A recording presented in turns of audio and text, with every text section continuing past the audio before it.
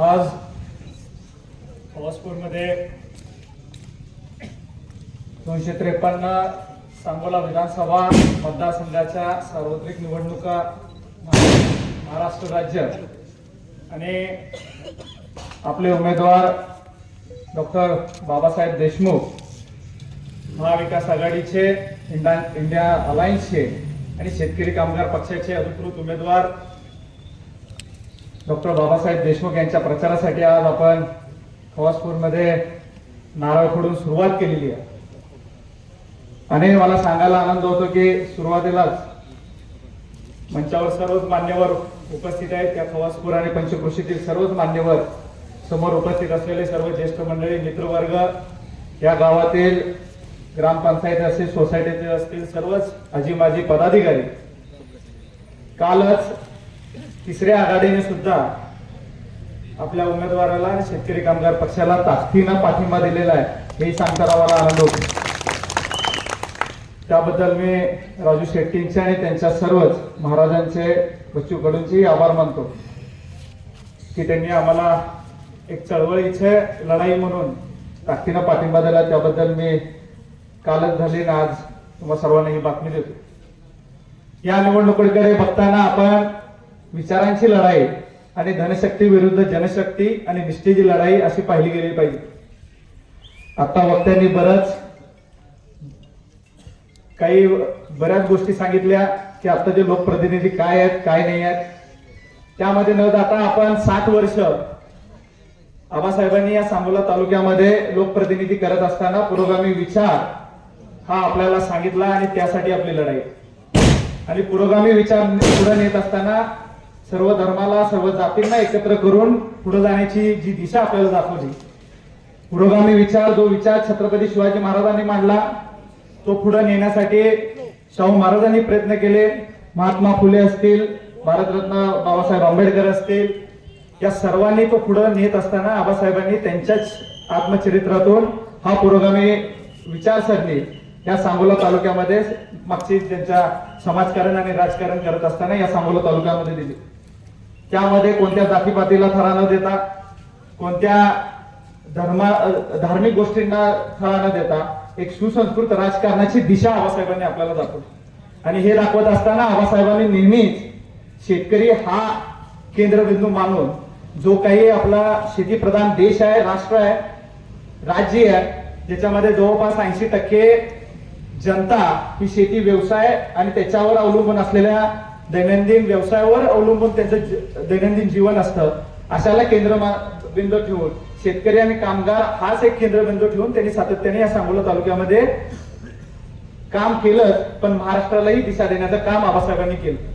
हे करत असताना आबासाहेबांनी शेतकऱ्यांना फळबाग लागवडीसाठी अनुदान असेल किंवा त्यानंतर त्या बागा किंवा शेतमध्ये लावलेलं पीक हे जीवन जगवण्यासाठी ज्या काही पाण्याच्या योजनांसाठी प्रयत्न केलं, जे लोकप्रतिनिधी आपण तर टीका करणार नाही, पण 60 वर्षामध्ये आपण काम करत असताना आबासाहेबांनी 30 वर्ष पाणी परिषदेच्या माध्यमातून नागनाथ अण्णा नायकवडे यांच्या मार्गदर्शनाखाली त्यांच्या खांद्याला खांदा लावून आबासाहेबांनी 30 वर्ष पाणी परिषदा घेऊन वारंवार सरकारचं आणि प्रशासनाचे डोळे उघडण्याचं काम केलं।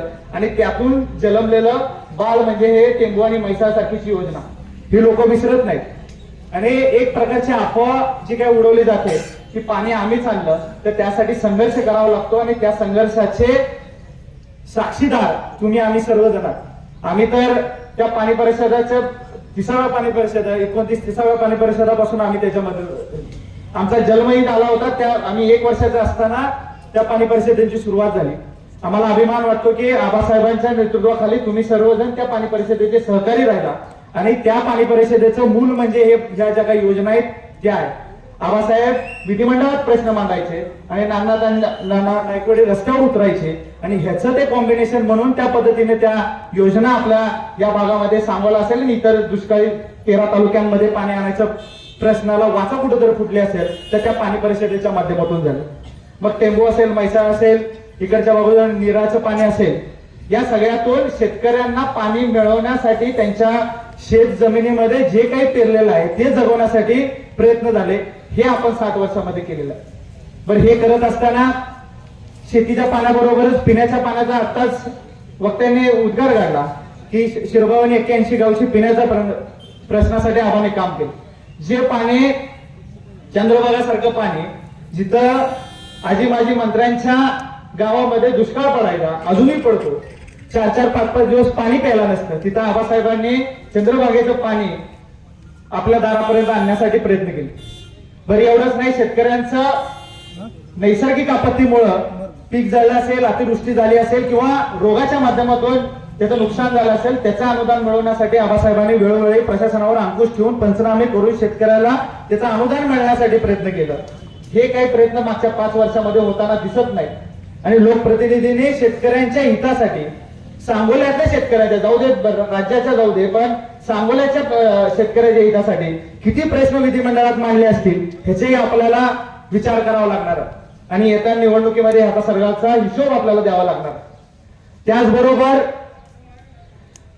आबासाहेब ज्यावेळेस पुढच्या सरकारमध्ये होते त्यावेळेस कृषी मंत्री असताना शेतकऱ्यांची कर्जमाफी आपण विसरू शकणार नाही.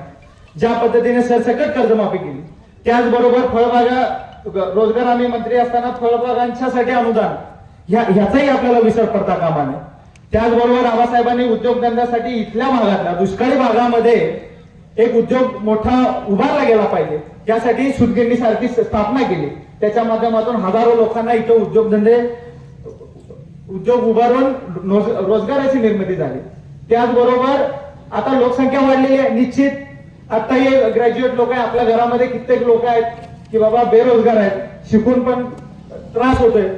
पण ज्या पद्धतीने लोकसंख्या वाढती आहे, निश्चित आम्ही दोघं आबासाहेबांचे विचार पुढे घेऊन ह्या तालुक्यामध्ये रोजगाराची इथून पुढच्या कालावधीत ज्या पद्धतीने लोकसंख्या वाढली त्या पद्धतीने जो काही आपला सुशिक्षित वर्ग आहे तो वाया जाणार नाही, त्याचं शिक्षण वाया जाणार नाही, या दृष्टिकोनातून भविष्य काळामध्ये एकतर त्यांना उद्योजक म्हणून प्रेरणा देऊन असे वर्कशॉप करून की त्यांना उद्योजक करता येईल आणि उद्योजक केल्यानंतर त्यांच्या हातातून एक 10 ते 20 लोकांना रोजगार निर्माण होईल, या पद्धतीची व्यवस्था निर्माण करून आणि त्याचबरोबर छोट्या छोट्या MIDC कशा तयार करता येतील ह्याच्यासाठी आम्ही दोघं काम करू, हाही शब्द तुम्हाला या माध्यमातून देतो. त्यामुळे रोजगाराच्या प्रश्नाबद्दल बोलायचं तर अशा पद्धतीने आपल्याला जावं लागणार आहे. नाहीतर मागच्या 5 वर्षांमध्ये रोजगार नाही म्हणून काय करायला लागलेत, सगळे वाळू माफिया तयार करून ठेवले. बघल तिथे त्या गावामध्ये वाळू वाढायचं काम या तरुणांना एक चांगली दिशा द्यायचं आहे. आपल्या घरामध्ये एक सुशिक्षित तरुण तयार करून त्याला एक चांगली दिशा द्यायचं काम आपल्याला करावं लागणार आहे. का आपल्याला आपल्या घरातला तरुण उद्या जेलमध्ये बघायचा आहे ह्याचाही विचार आपल्या सर्वांना करावा लागणार आहे. याचबरोबर आज हे लाडकी बहीण या सगळ्या गोष्टी महिला सशक्तीकरणाचा विषय येतो, पण आबासाहेबांनी त्यावेळेस महिलांना सशक्तीकरणासाठी तो अजेंडा घेऊन, वुमन एम्पॉवरमेंटचा अजेंडा घेऊन, ज्यावेळेस रोजगार हमीला महिलांना 2.5 रुपये मिळायचे आणि पुरुषांना 3 रुपये मिळायचे, अशा वेळेस आबासाहेबांनी इंदिरा गांधी पंतप्रधान असताना पंढरपूरमध्ये जाऊन बंड केला होता की तुम्ही 8 तास त्या दोघांकडून काम करून घेत असाल तर तुम्ही महिलांना 2.5 रुपये का देता.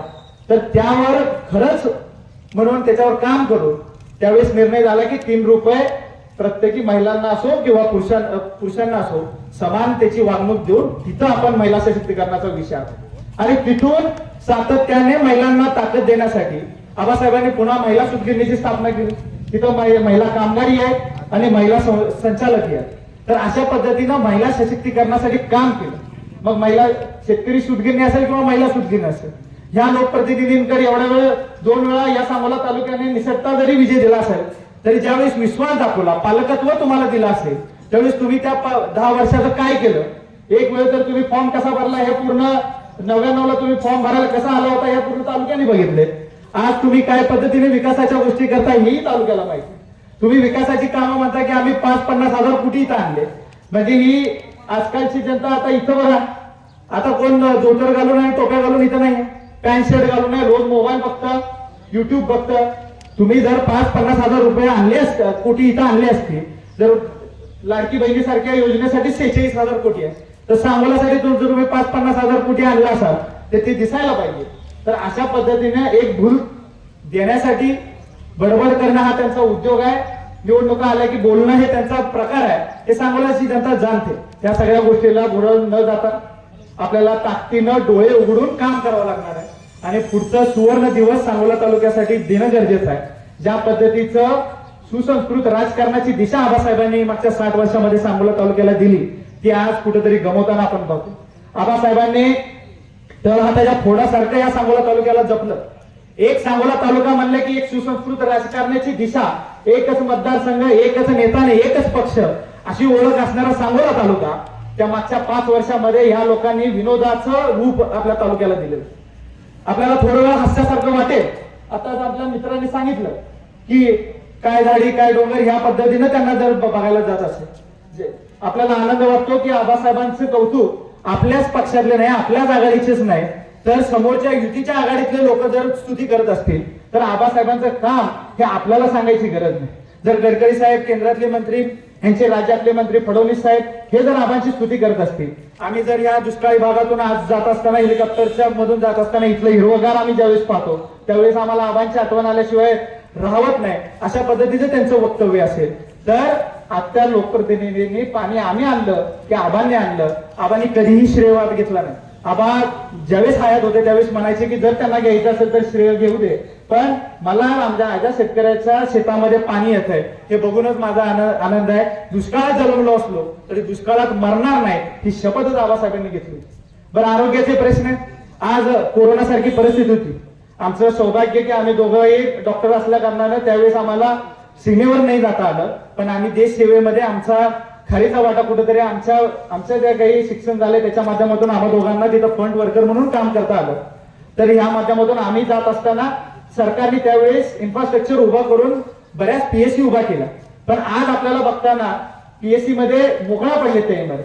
त्या कित्येक कोटींचा खर्च करून आज तिथं जर लोकप्रतिनिधीने लक्ष दिलं असतं, अंकुश ठेवला असता, टक्केवारीचे गणितांकडे लक्ष न देता प्रशासनावर अंकुश ठेवून जर तिथं स्टाफ भरला असता तर आज आपल्यासारख्याला वन फिरत तिकडं आटपाडीला न जाता, तिकडं सांगलीकडनं जाता, पंढरपूरकडनं सोलापूरकडनं जाता सांगायला ती व्यवस्था झाली असती. तर अशा पद्धतीनं काम न करता फक्त एका बाजूला आपला विकास, वैयक्तिक विकास करण्याचं काम केलेलं आहे. टक्केवारीचं विकासाच्या मागे टक्केवारीची गणित मांडण्याचं या लोकप्रतिनिधींनी काम केलेलं. त्याचबरोबर ट्रॉमा सेंटर आबासाहेबांनी 19च्या वेळेस निवडणूक लागायच्या आधी त्याचं भूमिपूजन केलं. फक्त ती एवढी मोठी इमारत, 2 मजली इमारत आहे, ही एवढी मोठी इमारत 5 वर्ष खतपत पडली.